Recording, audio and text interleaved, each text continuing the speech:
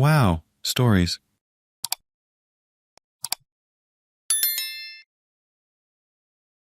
Am I an idiot for getting rid of my son's tickets? It's been since November. My son, 4, has been asking to go to Monster Jam.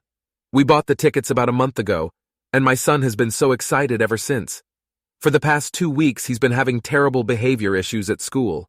We've gone through this once before and found some coping skills to help him settle down, but all of a sudden it's gotten so much worse. My husband works 6 days a week, and it can be anywhere from 14 hours a day, so he's rarely home and doesn't really see any of this. I've consistently talked to our son about needing to change his behavior at school and have tried to help him with better ways to handle his emotions, but he doesn't seem to really care. I feel this is probably where things started to go wrong, but I told him he wouldn't be able to go to Monster Jam if I kept having to pick him up early or get bad reports at the end of the day. I finally was at the end of my rope the other day when I came to pick him up, and his teacher told me he stomped and broke his glasses that we only got him a week ago, and he almost pushed a desk onto another child. The whole day they struggled with him, and he kept telling them he didn't care. Once we got home, I told him he's not going to Monster Jam, and I got online to resell the tickets since there's no refunds. My husband had to stay the night at his job, so he wasn't going to be home that day or night. When we finally got to talk on the phone, he was furious I would do this and said how horrible it was of me because our son has been looking forward to this for months, and he says it's too serious of a punishment for a 4-year-old. He'll be 5 in July. The tickets sold almost instantly, so there's no getting them back now, and my husband doesn't even want to speak to me. I'm sorry for this being so long and kind of all over the place. This has just been so draining and frustrating. Am I being the idiot in this situation, or do I need to do some apologizing? Edit. I'm realizing I probably should have mentioned that we do have a recommendation for a counselor and are just waiting for them to have an opening. Also, the event was this weekend.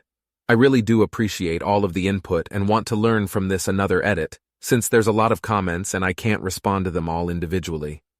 We have spoken to his doctor and did get the recommendation for therapy, but we have to wait. It's the only pediatric therapy center we have that isn't almost 2 hours away.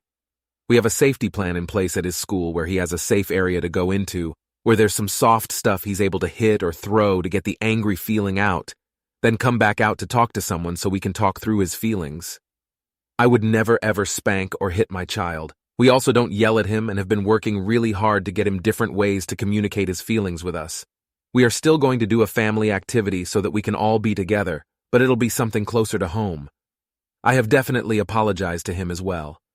I do agree I shouldn't have made a decision so hastily and without speaking to my husband first. The comments saying my son will hate me and go to therapy for this, then never speak to me, seem a little much as this isn't something that happens regularly, and I want to continue learning how to parent better. Probably the last edit to add, I really appreciate every bit of advice I've gotten and want to do what I can to do better in the future. There's a lot I've been told here that no doctor or teacher has said, so I've got a lot more learning to do. I've ordered a few of the books that have been mentioned. I've also emailed his teacher to have a meeting on Monday to discuss all of the options we have and discuss if there are certain times or things happening that set off these tantrums. He goes to school Monday, Friday, 8 a.m. to 2:30 p.m., and I'm wondering if that is just too much for him, so it's something I wrote down that I can bring up to his teachers as well. Resources around here aren't very good, so I'm realizing now that I need to push harder to make them available for him because I'm his only advocate to get help. I also need to see my own therapist to give me some better tools as well. I was finally able to speak to my husband in person as I haven't seen him since Thursday and it's now Saturday. We've had a discussion about his work hours and him needing to make an effort to be more present while at home and try to be there for his school activities. We spent the day doing some cool science experiments and he told us that science was better than Monster Jam, so I'm hoping he won't be too upset with me for long. I've also apologized and explained that sometimes Mom gets upset and overwhelmed just like he does.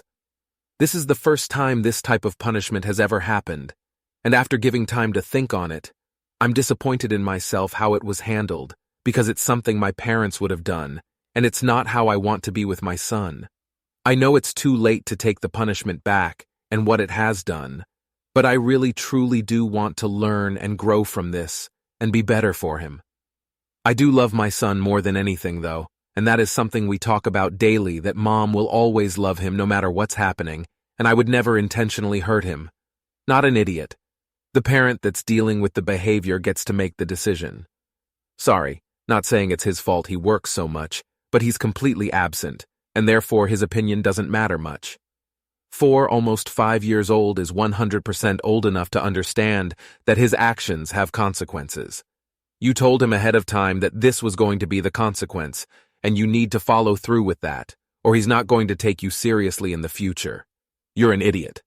This is a big punishment that is not going to have the desired effect, and the reason for the judgment, your husband should have had a say. Now, for the next story. Am I an idiot for kicking my sister out after she refused to babysit my son? I, 30, female, live with my husband, 31, male, and our son, M5.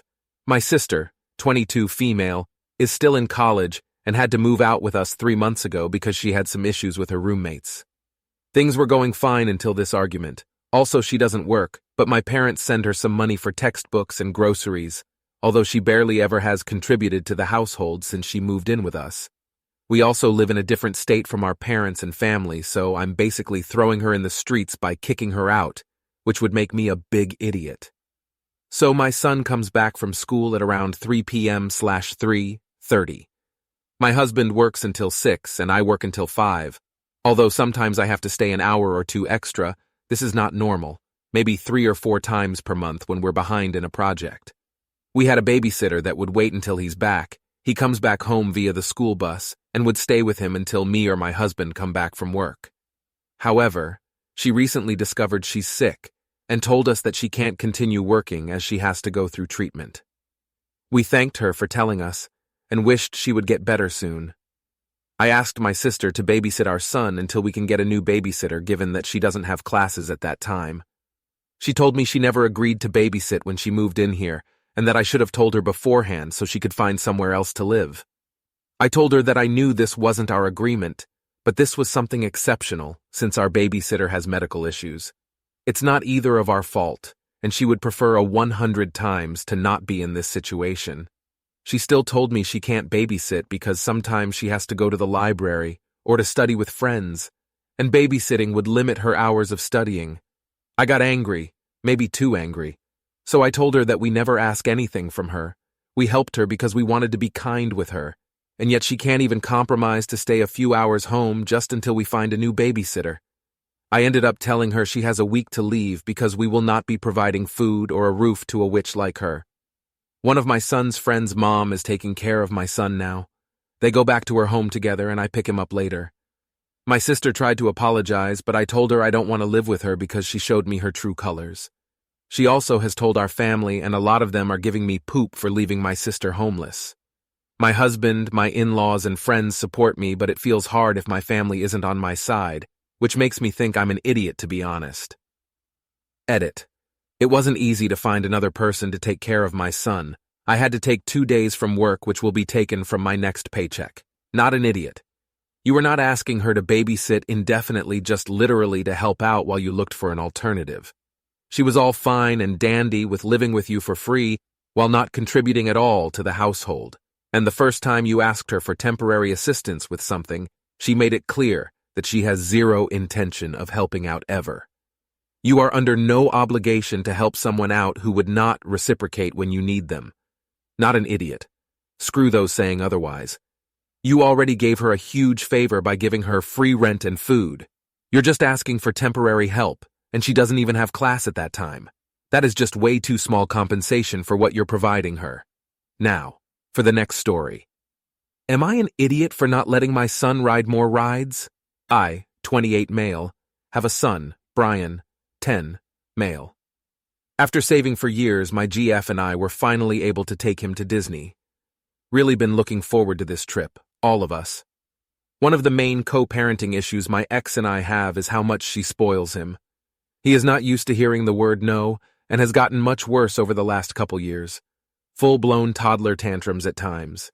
He was already starting to pout BC of the long lines, but when we finally got up very close to getting on the ride, my GF started to feel very bad. She's diabetic, and obviously her sugar had dropped. We needed to get food in her immediately. She insisted I stay and ride with him while she went to find food, but I have literally seen her pass out before, so I couldn't do that. Told my son, I'm sorry, we will come back, but we have to get her food or she will get very sick. First it was crying, then it was crying and screaming. PPL are looking. GF looks embarrassed. Then he throws himself on the ground, refusing to get up until we ride. Right now, he keeps screaming. Eventually, I picked him up like a plank of wood, and we walked off him, kicking and screaming the entire time. We got her food. She felt better. He immediately started saying, let's go, let's go. I was fuming, and maybe I was the AH here. I told him after that BS he just pulled, I didn't think he deserved to ride anything else until he apologized to me and GF for his behavior. He told me he would tell Mom. I told him I couldn't possibly give less of a crap. Back to the hotel we went. He's not speaking to me. His mother says I'm a total ass and my GF just feels like it's her fault and maybe we should have let him ride more. Am I an idiot? Edited to add, we brought snacks like plenty for her and him. He went overboard with eating, then BC, yes, he's a kid and bored. I told her many times not to run out because he's just bored, and she said she had enough.